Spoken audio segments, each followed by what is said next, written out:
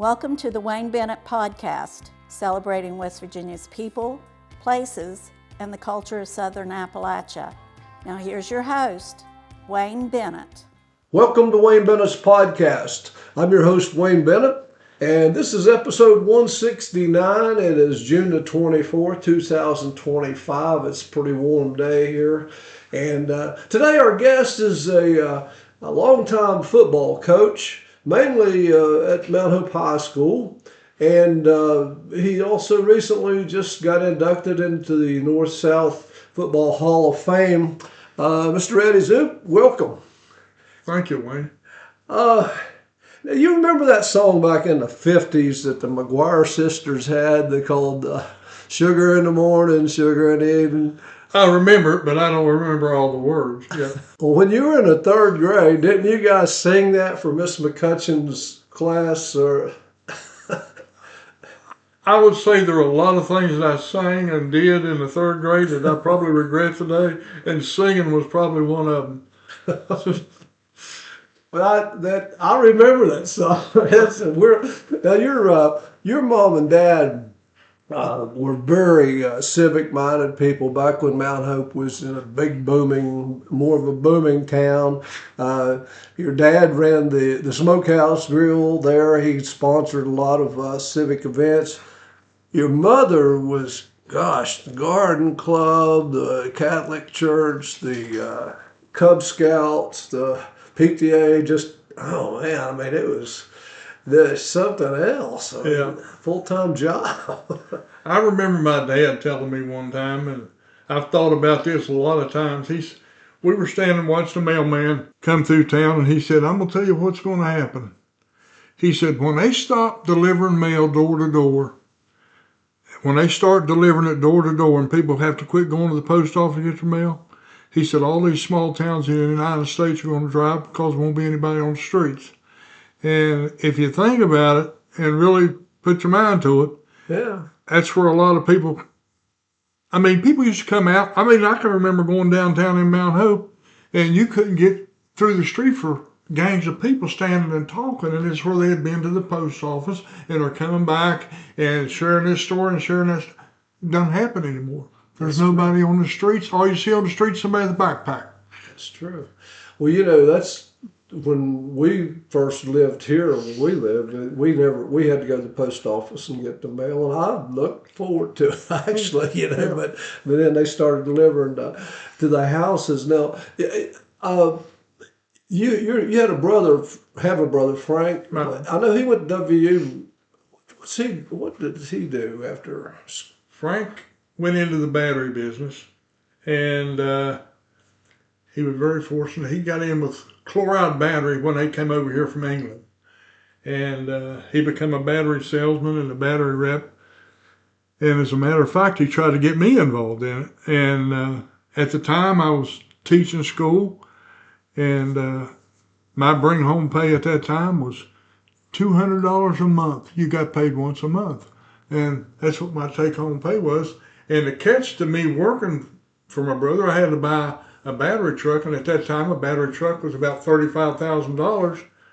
I didn't invest in it, didn't do it. And as I look back on it, Dan Bickey did, and I think you've heard of Batteries Incorporated. Oh yeah, Could have been me. But that's the turns and twists that there are in life. And Frank went on to become the CEO of Delta Batteries, and he was, of course, he went to China and opened up a few plants and this and that and this and that. And is he still around? Right now he lives in Milwaukee, and he's in the insurance business, and he sells Medicare and Medicaid insurance. Okay. And I think he's got 200 people working for him. Wow, that's amazing. Now, what nationality is the name, Zouk? Well, what it is, it used to be SAUCI. When my grandparents came over from Italy, they lived in Sicily. They came over, went into New York City, and the people at Ellis Island couldn't understand our English. And instead of SAUCI, we became SOUK. And there's maybe two other families in the United States with that name. and it just happened at Ellis Island. Yeah. Well, I remember a friend of mine, I think their family came over and they were Leopardi's, and then they changed their name at Ellis Island to Lieber. And they had the Liebers around here, but some of them had changed them back. But when you were younger, was Little League baseball the first organized sport you played? Oh yeah, that was the only organized sport that we had in town. Oh, okay. And if you didn't play baseball, you was either in a creek or running through the woods, or it's something to do in the summertime. That's right when school's letting out, and everybody played baseball. I think Mount Hope was a town of sports. You went from baseball season, you went from baseball into football, you went from football into basketball, and it just revolved around sports the whole town. But the high school didn't have a baseball team. The high school didn't have a baseball team. We had a track team, and when we got out of elementary school and through middle school or junior high, it was either run track or go fishing. I mean, Yeah. that's what it was. Now, when you were playing Little League baseball, I remember you guys brought an all-star team over here to Beckley. I think it was about 12 then, maybe, and I think Ronnie Bowling, Ralph Castle, them guys played on that team. No, they were a year ahead. I know that the people that played on the Beckley team when we came over here. Now, the pitcher that we played against was called Steve Licklider. I watched that game. And one of their better players was Butch Smith. I think he's from right around here. Oh, yeah. And they... Yeah, I think you guys was 26-0, I think. I think they had a one-hitter on us. They were throwing a slow curve. Steve was throwing a slow curve ball, and we'd never seen anything like it in our life. But I remember you played shortstop, catcher, pitched, all in the same game. Yeah, we tried everything we could, and no matter what we did, they were just better than us. And but all in all, we had a great time. It's fun. Little League baseball is a great sport for kids. Now, you actually played for the Reds at Mount Hope, didn't you? I played for, I don't know, several different. Reds was one of them. Yeah. Yeah. And that was back when the Cincinnati Reds was big around. Everybody used to go on excursions to Cincinnati. And it was so funny. The last year I played in Little League, I saved my money. I wasn't wanting to go to Cincinnati, and I'd go to sleep at night listening to the Reds, play. And that particular year, for some reason, Beckley decided to go to Washington on their excursion and watch the Senators, but they was going to take us to the monument and all that stuff. And it ended up being a good trip, but the Senators couldn't beat anybody back then in those days. What was that center fielder's name that they had? Crazier than a lunatic. Left fielder, maybe. That played for the Senators? Yeah. Oh, yeah, I know. They made a movie about him. Climbed the daggone left field wall out there where we were sitting at. Climbed up there and giving orders. Crazy. Yeah, he was. They made a movie about him. I'll think of it. I will talk. Names sometimes leave me. Actually, I became a Senator fan. My brother and sister moved up there, and in that area, and I'd go visit sometimes. And then, of course, then they didn't have a team, and later the Nationals came on. So I followed Cincinnati and the Nationals. Pearsall. Jimmy Pearsall, yeah. Oh, he was fruitcake. But but you guys, you went an excursion to Cincinnati, I guess. Well, we went to the one in Washington too. Oh, did you? Yeah, that's where he jumped up on the fence. Oh, okay. But now a lot of people don't know this, but you were pretty big in the Scouts too. I mean, your mom was a den mother in Cub Scouts. In the Cub Scouts. Yeah. I went on in the Boy Scouts and became a Life Scout, and I was, I think, 4 merit badges away from me was Scout, and I got into other things, basketball, football, and it just went away. I wish I'd have went ahead and got my Eagle Scout, but I never did. You still remember Scout Law? Oh, yeah. you got to be prepared, and it's friendly. It's got a friendly, courage, kind, thrifty, brave, clean, and reverent, something like that. Trustworthy, loyal, helpful, friendly, courteous, kind.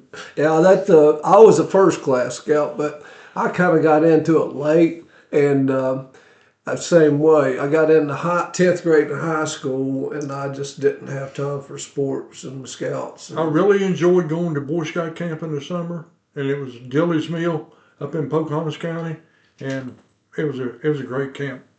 Now, see, I never knew where Dilly's Mill. We would just go out there on CNO Dam Road out there, and we had great time. One year though, we went, and our scoutmaster got called out to work, and he couldn't be with us in the daytime. He would come at night and stay, and so we were kind of on our own.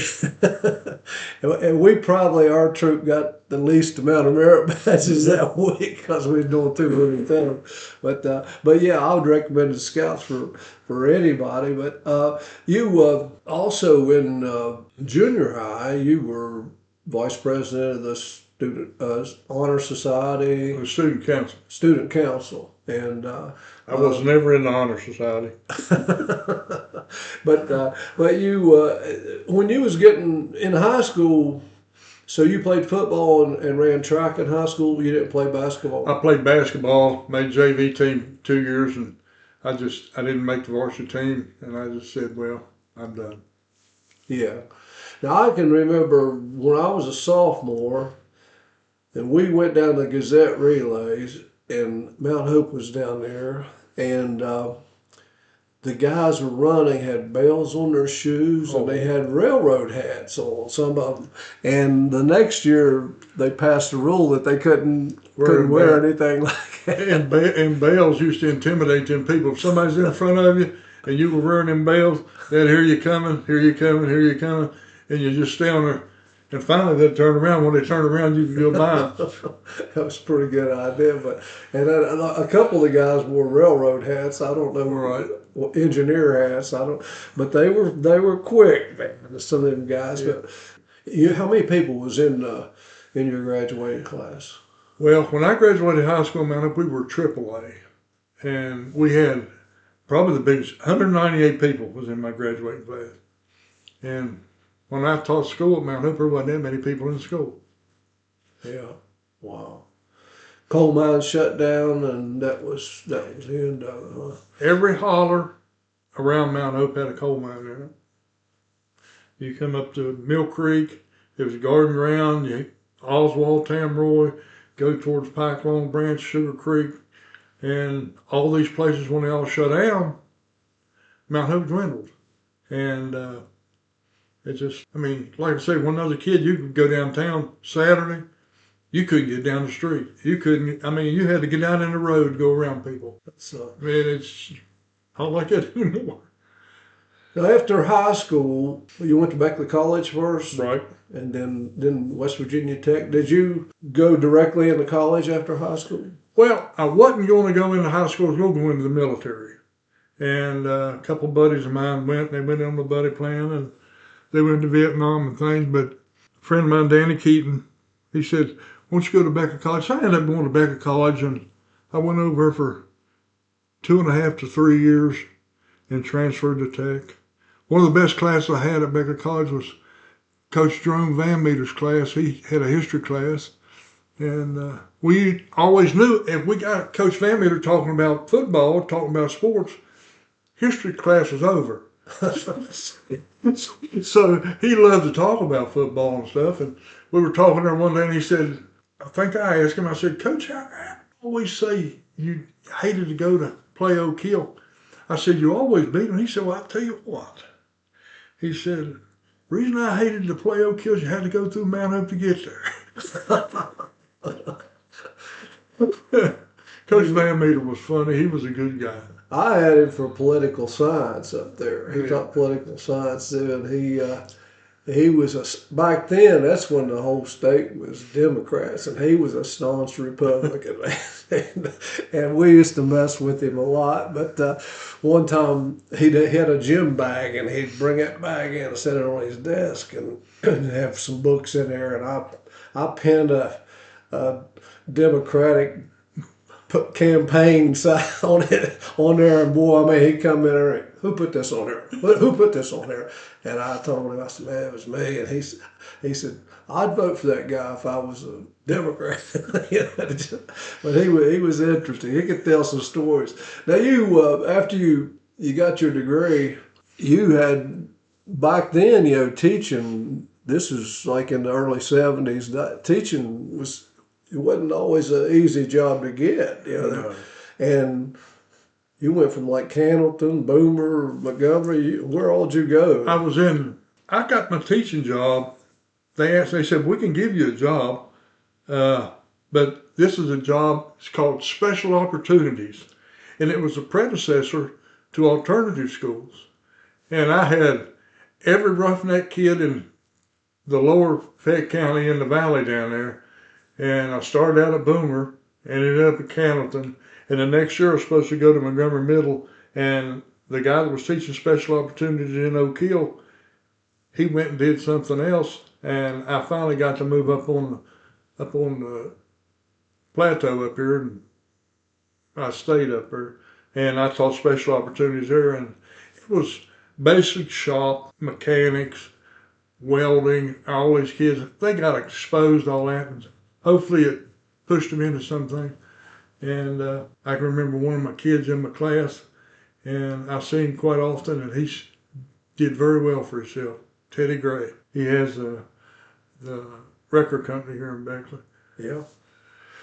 Well, that's kind of get a job. You do what you have to do. The first job I got was over at Sophia Elementary, and the principal said, you ever coach basketball? And I said, well, I played basketball in elementary school, but I don't know too much about it. And he said, well, you get this job, you're going to have to coach sixth grade basketball. And so I said, I'll do whatever.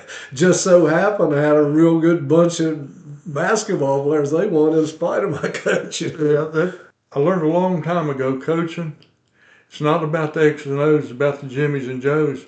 The Jimmies and Joes is what makes a good coach. If you don't have them, you don't win. That's what it is. That's like what they say about you can train and train and train, but a jackass ain't never going to win a Kentucky Derby. Coach Van Meter said, you can train a mule to Derby Day, but on Derby Day, that mule is still going to be a mule. That's a good one. But so how did you? So you finally ended up over at Mount Hope, teaching phys ed, or right? And I remember you were coaching, I think, at the junior high then. I'd read a newspaper here the other day, said you started coaching some youth football, midget football, and then I called you. I was coaching at Park, and back in those days, and around here, we didn't. If you was a ninth grade school, we didn't have a JV schedule or a seventh and eighth grade schedule. And we had a pretty good bunch of seventh and eighth graders, but we couldn't get all of them in the ninth grade games unless you're beating somebody bad or they're beating you bad. And so we tried to get some games, and you was the first person I called, and you said, yeah, y'all come on over, we'll play. Well, you didn't tell me that bunch you had was pretty dang. Of course, we had a pretty good bunch too, but that's a bunch that ended up winning the state championship. It was that same group, yeah. These kids in middle school, they wanted to start getting better, so we started lifting weights. And they went through all the weights that I had at the school, and I was going in the community getting them to buy me some Olympic weights, and that was a good bunch of kids. I remember Coach Martin was the head coach at Mount Hope at that time, and he was going to a weightlifting meet at Princeton High School Jack Pack was putting on. So I called Jack and I said, Jack, I've got some eighth graders that I'd like to bring to that weightlifting meet and give them some, because he used to coach at Mount Hope too. And he said, well, bring them on down, Coach. He said, we'll let them lift. And we placed second in that high school meet. That was, I had looked at the list of some of the coaches you guys that Mount Hope had. I think they started a program like 1921 or something, but even Sam Mandich's name was on there. And I don't know whether you knew Sam or not, but I knew him after he went to Parkersburg, and he was retired as a teacher, but he was still the athletic director up there. One of the nicest people I ever dealt with. He was just now not everybody was from Parkersburg was easy to deal with, but Sam was a great guy. I think Sam Mandich, I may be mistaken, but I think Sam Mandich is the coach that changed the name of Mount Hope Yellow Jackets to Mount Hope Mustangs. Really? Because he graduated from SMU. Well, he was a great fella, and some of the other guys, Blaine Tanner, he coached state championship team. Where did he go? He went several places. I think he ended up in Maryland. Did he? Yeah. A couple of those guys that played for him, Jimmy Skeens, he played for him, and he stayed in touch with him. And I think his son's name was Butch Tanner, and he stayed in touch. I think he ended up in Maryland, may went somewhere else, but he was still into coaching as he got older. And of course, Jack Shockey and you mentioned Pike.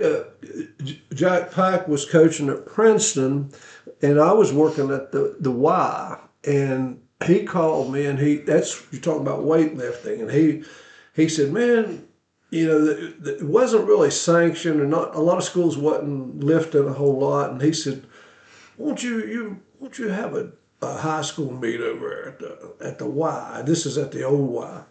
And so I did, and he brought some guys, and we had some local guys, and we had a pretty good meet. Well, then he called me and said, you can have the state meet if you want it. And I didn't even know they had a state high school meet, so we had it over at Park and on the stage there. And man, I was, even back then, this was late 70s. We had a pretty good turnout. All they did was a deadlift and a bench press. They didn't do nothing overhead or anything like that. But nowadays, I mean, gosh, all the machines and everything everybody does. I mean, it's got big. In the 80s, the state powerlifting meet, that was a big deal. We went to it several times. Had a couple kids win the state championship, and but it's a big deal. It really was. And then like I say, I've got away from it. I don't know. Most people do their own thing now in the weight room. There's different people lift different than what I lifted, and some things are better. Some things are not, and that's just just your opinion and stuff. But now you have to lift. Well, if you don't lift now, you're not going to win. Yeah, you're not going to win. And I remember after we beat Peterstown in the state championship, I ran into Coach Jackson, and we were talking, and he said, Coach, do your kids lift weights? I said, yeah. He said, my kids told me, he said, that's the strongest bunch of people. We can't do nothing with them. And they were much bigger than we were. He said, we can't do nothing with them. And the weight room was a big contributing factor to that team. Yeah. Now, another guy that I remember that was at, of course, Gene Spadaro, he coached a couple of different, he was there the last year before you took over, wasn't he? Right. And then he coached track for a while. But Jim Oyster coached a couple years. Jim Oyster. And Jim started a wrestling program there for a couple of years, and he had some pretty good kids. I refereed some of their matches, and he didn't stay around too long. He went to Ohio. He got a wrestling job in Ohio and went to Ohio. Really? Yeah, and that was what his passion was. And well, he came during one of the matches over at Shady. He was in a pretty heated match. Mount Hope boy, it might have been a Newsom kid. He was pretty tough. And him and somebody was going round and round. I was refereeing, and Oyster came up, and he was missing a couple of fingers. Right. And he took his finger and he started pointing at my chest. He said, that was a great call, but I want my boy to think I'm taking up for him, I said, Coach, if you know the rules, that's unsportsmanlike conduct, but I ain't gonna call it. Go back and sit down. He said he just laughed, but he was he was a good coach. He was and then good Jim fellow. Martin, of course, you coached with Jim over Beckley too. And where's he doing now? Jim Martin coached with us at Beckley, and he said, I'm going to take a couple of years off, not saying I'm retiring, but his grandson plays football for Cabell Midland, and he was committed to go and watch his grandson play on Friday night. So that's what he did. But there was a pretty good group of coaches that had come through there in 19. When Jim Worcester was around, it was when I coached Midget League. Really? Yeah, he's the one that approached me to come coach Midget League. I went over and refereed. They were wrestling, for some reason, they were wrestling Richwood, and it was like 4 o'clock in the afternoon on a Friday, and nobody was there. And he had about 7 guys or something. Richwood had about 7, but they didn't match up. And I mean, Richwood had a bunch of little guys, Mount Hope had a bunch of big guys, and they kind of tried to match them up. And it ended up, I called 3 matches, and they were all pins, and he come over and he handed me a check, and I said, Coach, I can't take it. I wasn't even there 15 minutes. It took longer to drive there, but he was a great guy. He's excited. But now you took over in '86, Right. Mount Hope, and it wasn't a piece of cake when you took it over. I mean, No, the year before, I think I graduated something like 17 seniors, and that's a lot of seniors, especially in single A football. And like I said, I brought all those middle school kids. I think I started 9 freshmen. And we took our lumps, took our beatings. We won a few games, and went like that for a couple of years. And the next year, those kids' junior year, we got beat by Meadowbridge, and Meadowbridge knocked us out of the playoffs. Of course, they took, I don't know if it was, I think it just took the top 2 or 4, the top 4. I think it took the top 4, and we finished 1 below. I think it was 5th, and we didn't make it. Yeah. And let's go back on a personal thing a minute. In '73, you got married, and you were playing softball. When did you start playing softball? God, I did that back probably in high school. Really? Yeah, we started. And we ended up playing in a league in Glen Jean, West Virginia. And Carmen Angelo, CMV Junkyard, they had a old field back there, and they cleared it off, and we called it a rock because it was, when it rained, they just swept the water off of it, and we kept on playing. But that's where we started playing at, and we played all over southern West Virginia on Sundays in tournaments, Copperston, Wharton, Oceana, just everywhere. And I ended up playing in the Beckley League, and it started out here at Beckley Manufacturing. They called it Casino Stadium. We played out there for years, and I ended up playing with Wilkes Insurance. And my last game, we got beat in the World Championship in Mansfield, Ohio. Team from our same league. They were from Oceana Hunts. They beat us. Doc Warner and that bunch beat us in Mansfield, Ohio. And as the last time I played softball. Yeah. You played with Spartans some too, though. I played with Spartans, and Spartans, when we went on weekends, we were Wilkes. Oh, okay. And the league team up here was Spartans. Played with Jerry Hickman and all those guys, Scotty Cuthbert and all of them. Then on weekends, we were Wilkes. I see. Well, I played with Nick D'Angelo and those guys. I played with 2 teams before, and I don't even know how I got hooked up with them guys actually. But they had asked me to play, and I really enjoyed. I was the only guy not from Fayette County when I first started playing with them. Then they picked up a couple guys later, but Pee Wee D'Angelo and Larry Stover and Dog and all them guys, Sam Purser, that was a good but You know Denny Cole? Oh yeah. Denny Cole still plays. I heard that. He goes to North Carolina in the summer and plays in the 70 and over league. He plays every weekend. And he's probably around 80. He said, I'm the oldest one on the team.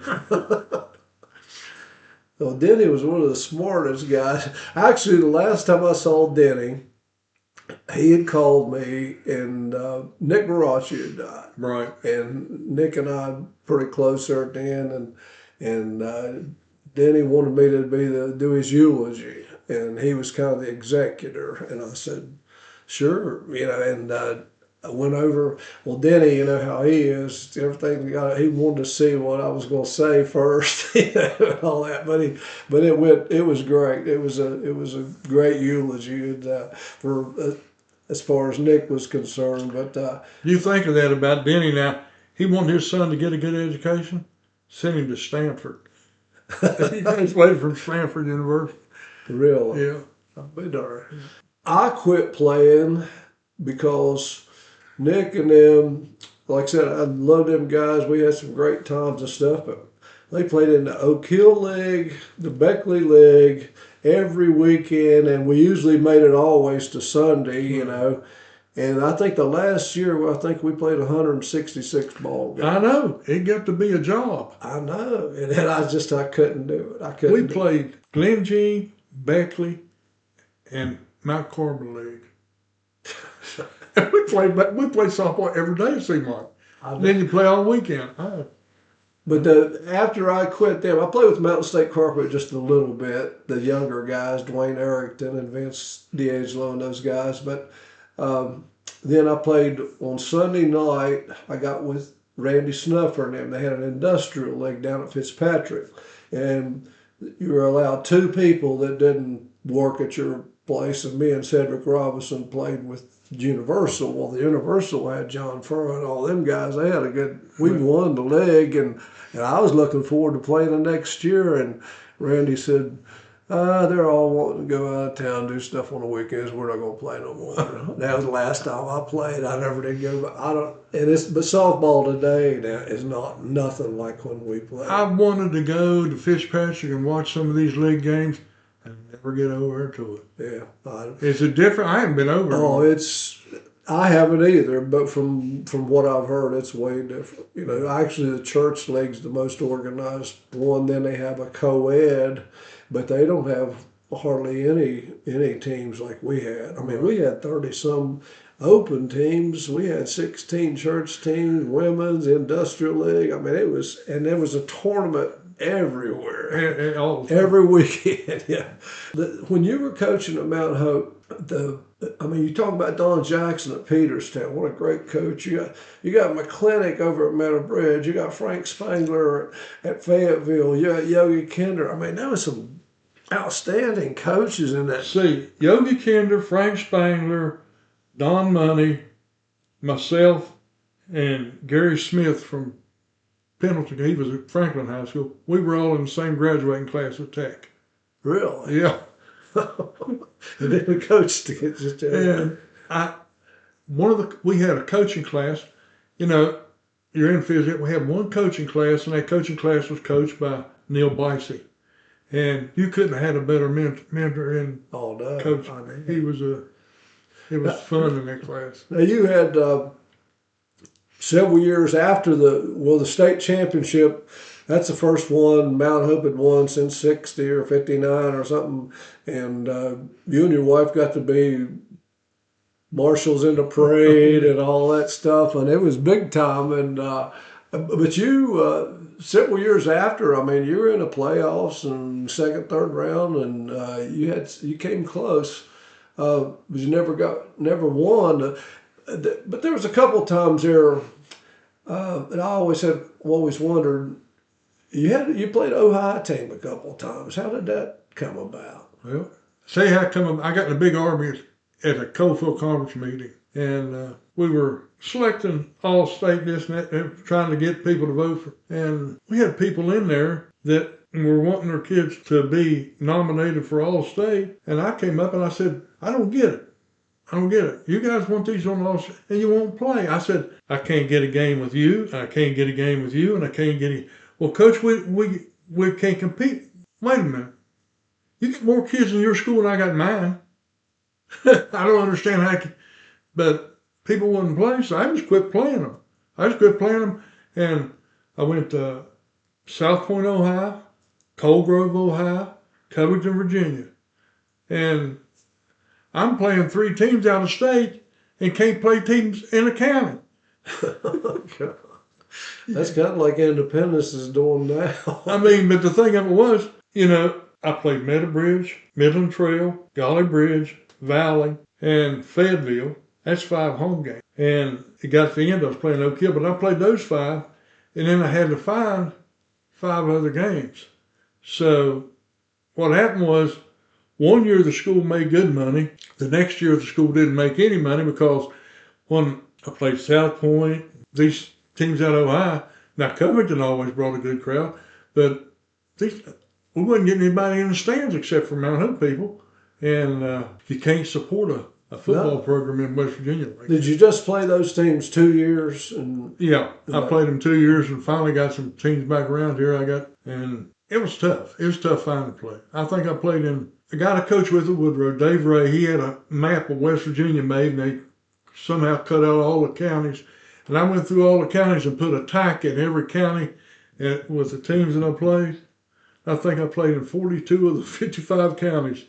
Now, one year, you had to forfeit a couple ball games. What happened there?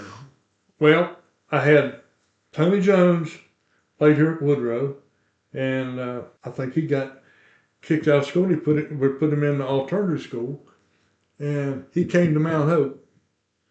And so I called Parkersburg and I said, when will he be eligible? They said, well, Coach, he'll be eligible at the end of the 9 weeks. Just like, I said, okay. So he played the last 2 games of the season with us. And somebody from Beckley put up a protest and said he didn't finish school. But Parkersburg said, it's not our job to prove that he was in school. It's your job. I said, well, I called you guys at the beginning of school. Principal called him. At that time, Fred McLean was the principal. Fred said, we called.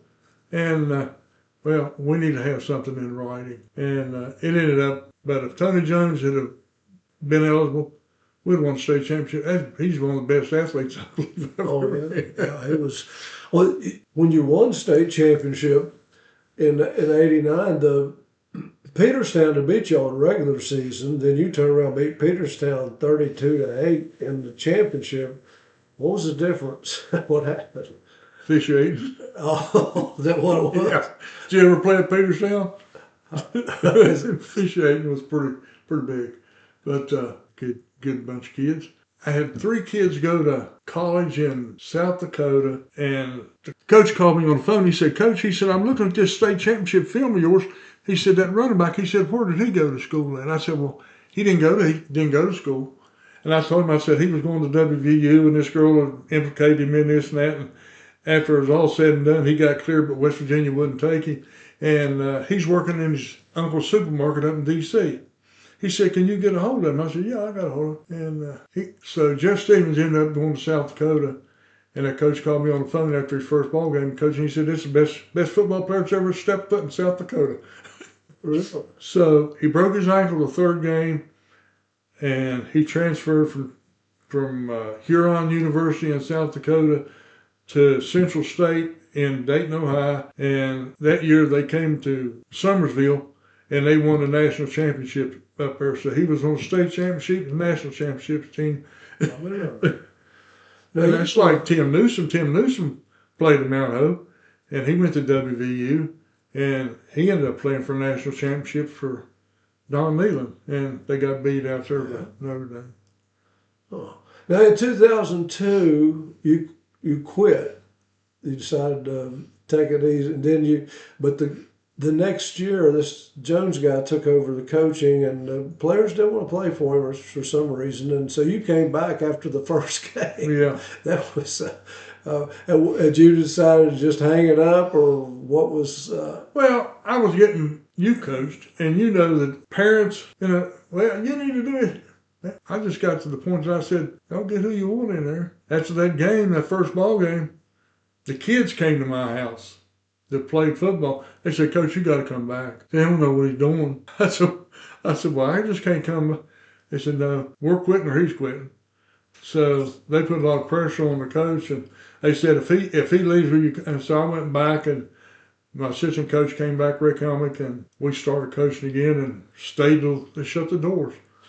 Now they shut the doors down in 2011, right? And then you helped out at Fayetteville and a couple other places. I went after they closed me up and went to Oak Hill and stayed over every 3 years. And first year was tough, getting all the adjustment, the amount of kids, no Oak Hill kids, who could play, who couldn't play. And the next 2 years we made the playoffs in Oak Hill. And again, I got into it with the administration. And of course, I've been in it long enough to know that if I'm going to play at Point Pleasant, and when Point Pleasant comes to Oak Hill, Point Pleasant's not going to bring people. We're playing at Musselman. When I go to Musselman, I know when they come back, they're not going to bring anybody. So I wanted to pick up Wyoming East and West Side and drop those two schools. And he said, you're playing those people. That's who I schedule. I didn't schedule them.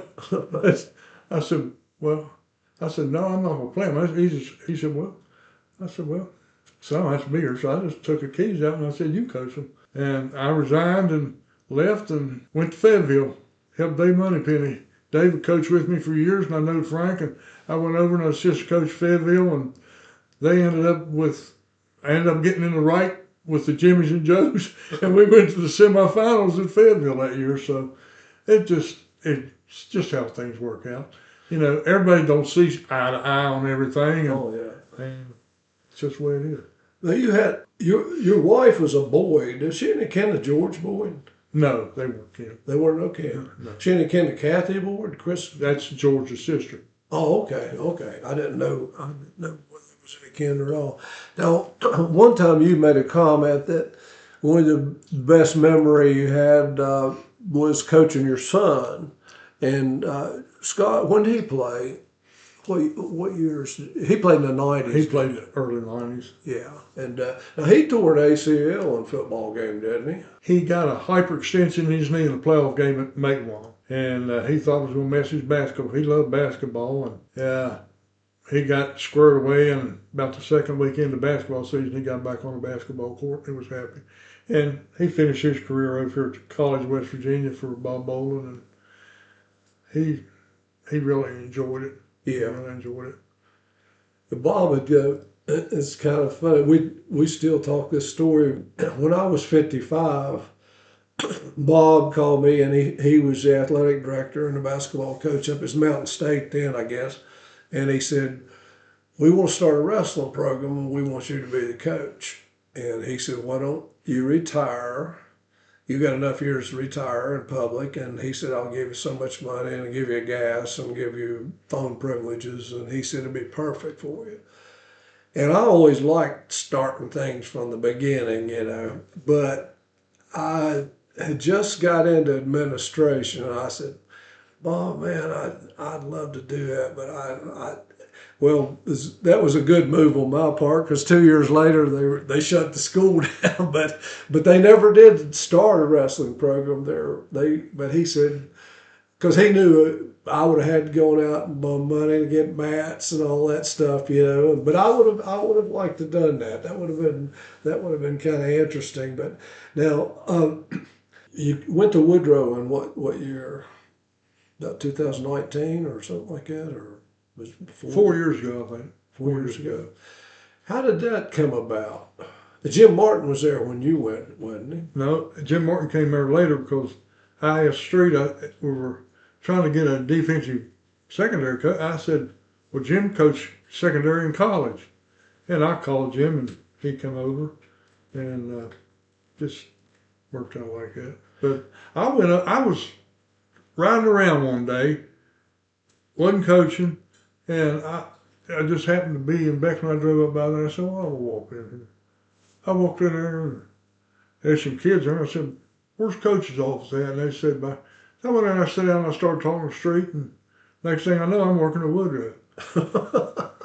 So I guess I walked in on him and got a job. So, but Well, you've coached on single A, double A, triple A, And 4A. Is there a big difference in the bigger schools and the smaller schools as far as the play? The only difference I see is size and speed. But you can't all that stuff is great and good, but if you don't have a heart to play, you're not as good as you could be.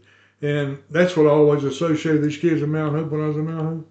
They always come with the attitude to coach, we're the best that's going to be out there. And that's, if you got kids like that that want to play hard every game, I mean, that's all you can ask for, you know. Now you're an old school. You don't like to pass a whole lot, but the game has changed a lot. I mean, you very seldom do. A lot of schools don't get behind a center and take the huddle. Well, a lot.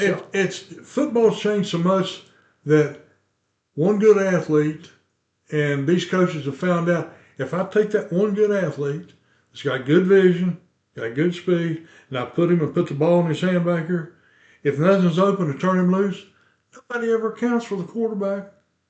Nobody ever accounts for the quarterback. You're coaching defense. Where's your linebackers going? They're going out for the people's leaving here, going there. If you're in man coverage, they're all run off. You got a kid with some wheels. That's how Martinsburg wins every year. Yeah, that's how they win. That's how Fairmont wins. Now you go to Bridgeport, they old school. They're a single wing, and if you can't stop it, too bad, because here it comes again. Yeah. That's some big old strong boys too. That's right. On that team. What do you think about besides the game itself? I mean, you've got the tech. I know you're like I am.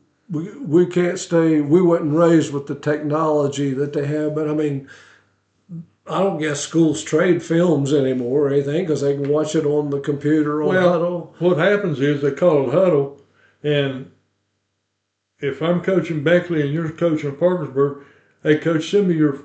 So they trade films on Sunday just by Huddle. They push a button and the film's there. I used to have to get in the car and meet somebody halfway to get a film. Oh, yeah. And I've been places sometimes and they didn't show up. They're supposed to exchange. And you can take that Huddle and you can hit this button, hit that button. What do they do when they're in twin set? What do they do when they're in trip set? Well, and boom, this is the plays in trips, this is the plays in twins, and it just comes up. What do they do when 21's here and 11's here? Well, it comes up. This is the tendencies when these. Now, what if they're both on? This is the tendencies come. That Huddle brings it all up to you and do nothing. Where I used to sit and look at film. You don't have to write all that stuff down. If you got the right Huddle account, I think it costs a little bit more to get that premium account, but you get your premium account and it's all broke down for you and do nothing. All you got to do is break this film down.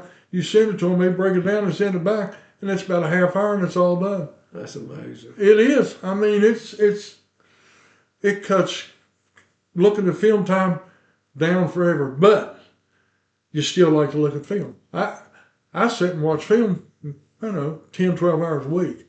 And Street said, well, you found out. I said, well, when that quarterback's foot's here and his other foot's here, they're throwing when he's here. I said, they didn't tell us in that scouting report, but you can look at the film and see, and just little stuff that you sit and watch and watch and watch. And, when that lineman puts his hand on his hip back here, when that lineman puts his hand on the back of his hip right here, it's coming right at him because he's doing either right or left with his finger pointing. Now, if he doesn't have it, it's going the other side. Yeah. But you pick that stuff up. I mean, you're looking at a TV screen that's, 5 by 6? Yeah. Great old big. And instead of looking at it, it's amazing. It's amazing what you can see when you look at it like that. What do you think about the classifications, and what do you think about the one-time transfer rule? Hate it. And most coaches don't like it, but the legislature's not going to. I mean, I thought for sure the legislature would do something this year, just change it back as far as the one-time transfer and stuff. And they're not even looking at that. Plus classifications, they've done changed it again. That came out yesterday, I think. Yeah. And it's the only, I don't know if it's a good thing or not, but it's only for 2 years instead of 4 years. But just think about the schedule. You're trying to make a schedule, and a team you're playing now in 2 years drops down a class or moves up a class. I mean, it's I always, my thinking is on it because people hide their enrollment, and my biggest thing is if you're a principal, you get paid off of the enrollment because you get paid if 355 kids in the school and 355 kids in the school eat lunch, that principal makes 50 cents a kid, something like that. He's not going to lie about the lunch count. no. Well, and I said that's where they ought to get their enrollment figures from a lunch count, but that goes over the hill with it. But I do think classifications ought to be based on enrollment instead of some of the stuff they tried to throw in. They were throwing in. You're in an economic area. You're in can figure all that stuff in. I can't. But you know yourself, back in the old days, before they even had a one-time transfer and stuff. I mean, there were people moving. It was pretty evident in some of the cities like Charleston, and I mean, kids would go across the street, move in with his uncle, go to Charleston High instead of Stonewall. You know, that's just like 2000, maybe 2011 or something. We go to the semifinals. My quarterback, he's a junior, and I approached him a couple of weeks after the season was over, and I said, "Hey, I'm gonna start weights in January." I said, "I hope you get it." He said, "Coach, I'm not gonna be here next year." He said, "I'm going to Oak Hill." I said, "What do you mean?" He said, "I'm gonna go to Oak Hill and play baseball." Well, okay. You gonna move? Yeah. So I played high school football with his dad, and he said, "Yeah." So they got a mailing address. That's all they I need. know that there were guys that came to Beckley, during their heyday in basketball back in the 90s that came for academic reasons, and it was legit. I mean, they were definitely, but now you got guys that are going to their fourth high school that are seniors that are going to their fourth high school. The first time I remember that happening was when I think Lonnie worked, Ted's put out there playing. They said a boy's coming over here from Woodrow, and he's going to help. His name's Ronnie Taylor. Ronnie Taylor come from Woodrow to Mount Hope. That's been 59 or 60 in that area sometime. Yeah. So it's been going on for them. And I just so happened at the North-South game, there was a guy, inductee from Sherman High School. I think his name was Atkins. But anyway, I was talking to him about this guy that played football at Sherman High School, and they called him the Sheik of Sherman. And his name was Ron Zantini. And Ron Zantini was in Mount Hope. Mount Hope had recruited him, and he was staying in old YMCA in Mount Hope. And he was going to play football for Mount Hope. And I think he missed his girlfriend or whatever, and he went back to Seth. And I said, wasn't he he said, that's what everybody worships down there, Coach. He said he was 25 years old when he graduated, worked in the mines, played football on the weekend. But stuff like this been going on forever. Oh yeah. Well, I had a friend that they told him to stay home his senior year, and he went to Montgomery High School. And this was way back, and so he went to work his senior year, and then he came back the next year and played for Montgomery. But, now, what are they going to do with the stadium at? I know the Memorial Stadium. They were all in. This is at Mount Hope. Right. They were all in at Mount Hope football field to put West Virginia Tech into a football stadium because Tech was talking about they were going to start football. But I think Tech's talking about building a complex out here, the soccer complex. There's some stuff in the works. Yeah, I don't think they're going to do anything right now because money's it's tight everywhere. But that was in the original plans, make part of it. But the stadium is It's falling apart. Is it Yeah, all this stonework, it needs a lot of major work done to it, and really? if it don't, it's going to crumble. And it's just That brings to another thing. I mean, you've been into coaching a long time. There used to be coaches. Some of the old coaches had to line the fields themselves and do things, mow the grass and stuff. I mean, the facilities now, even Fayette County, who's a little behind on stuff, but you go out at Woodrow and you go to Independence and you go to in the Raleigh County, then you go up Ritchie County and Doddridge County. They got that natural gas money up there. I mean, you got some ungodly facilities, man. I mean, not just the field, but the dressing rooms. that's what I tell these people all the time. I said at Mount Hope, I said, you've never been to some of these places in the state and see the facilities that they have. Go to Huntington High School. Go to Washington High School. They just built that school. And look at the facilities that these people's got. I mean, it blows your mind. Yeah. Well, I mean, Woodrow's not no slouch. Oh, Woodrow's they're putting a new track in. I've heard they're going to put new tennis courts in. I mean, they're going to put a new gym, a basketball gym. That's but they'll lay off a teacher in a heartbeat. And I'm a coach. Now, what are you going to? I mean, you have you retired. Well, you resigned from coaching at Woodrow at the end of the season. And what's next? What's planned? Well, I have and I haven't. Oh, okay. I have and I haven't.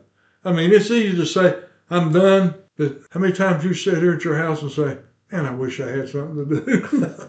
You ever get that feeling? Oh, yeah. And I see you working down in your garden all the time, and it's just, you got to have something to do. And if you just sit around, I tell my buddies all the time, I said, you get in that recliner and you pull that sucker back and you get in fourth gear and lay back there, I said, you'll die in that recliner. You got to have something to do. Yeah. And like last year, I tore my hamstring, and it really slowed me down a lot. And I'm starting to get my strength back now and everything, but who knows what I'm going to do tomorrow. Well, you'd drive your wife crazy if you was home on Friday nights. She tells me all the time, she said, you got to find something to do. Because I'm sitting around and walking in here, walk outside. She said, you got to find something. You got to get, you call straight up and tell him you'll come back over, and if you just go over and sit and look out the window. I said, you're driving me crazy. And you got to have something to do, Wayne. Yeah. You really do. Yeah. And so you might be back up at Beckley, or you? I might be back up there watching film. I don't know. I mean, it's just something to do. Yeah. You need something to do. And if I do make that decision, it'll be, I'm not going to go on a big long road trip. I just don't feel like that's in my best interest anymore, to get out there and go 5 hours. It's just, I mean, you go to some of these places, go to Washington, that ain't no easy trip. It is. You know, Parkersburg's not an easy trip for me. Well, what about, now Beckley has going to get back into MSAC, and so sure I was real fond of that, but you're not going to have the Washington trip probably anymore, but there'll be a Parkersburg South there. The biggest thing that you run into now, and I don't know if you was exposed to it, you just can't get bus drivers. Yeah. You know, when we were going to go to Washington, well, we want to leave here at 2:30. We want to leave here at 2 o'clock. Of course, the first bus we can get for you is 4 o'clock, 4:30. It's hard to. So you can't pay for a coach. You can't afford that. I mean, you get a charter and it's $5,000. Well, you can't do two. You can't do it. Yeah, you can't do it. But then, with the 4A class, you only got 20 teams in the 4A class now, and a couple of those teams in 2 years may be AAA. Right. And it's scheduling and stuff is going to be something else. I don't know, but That's the best part about being an assistant coach. yeah, oh yeah, you don't have to worry about it. You just got to show up and coach, whatever. Well, listen, Coach Eddie, you got put in the North-South football game Hall of Fame. I'm sure that meant a lot because the coaches pick you, and I'm sure that meant a lot to you. Well, I had a friend of mine from Mount Hope nominated me, and of course you have to be nominated before you can be selected. And they, when your peers elect to put you in something like that, it's more special than if, something you bought your way into. Yeah. Yeah. Well, I had an old coach tell me one time, and actually it was Van Meter, and he told me, they said, always when the people thought enough about me to give me an award, I thought enough about them to accept it. Right. So that made sense to me. Well, listen, I appreciate you coming by and talking to me, man. We could talk all day long, tell some stories that should be on the show, but congratulations, and anytime you want to come back, you're welcome to come back, and I'll look for you on the sideline somewhere this football season. Well, if it's not at Woodrow, it won't be anywhere. Just put it that way. They treated me better there than any place I've ever been, and it's a pleasure to work with Coach Surratt. It's been a good place to work. And they got a lot of good things going. They got some good people up there, and it's wishing nothing but the success. I'm a Woodrow Wilson guy, and I like and Street was one of my athletes I got coaching junior high, and so I'm glad to hope they do well. And anybody else out there would like to be on our program, you can hit me up at awbennett50@gmail.com, and we'll get you on here. And then remember, until next time, if you're not dead yet, you're not done yet. Until then, God bless you.